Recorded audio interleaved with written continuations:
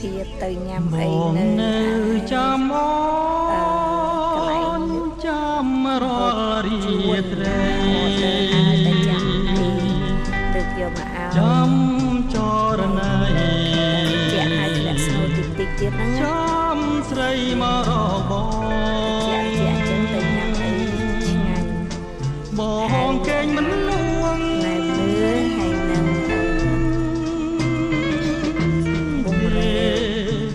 រលឹងយ៉ាងលើសបោឲ្យសិនបងចាំអត់ទៀតទេញ៉ាំចាំគេសិនត្រា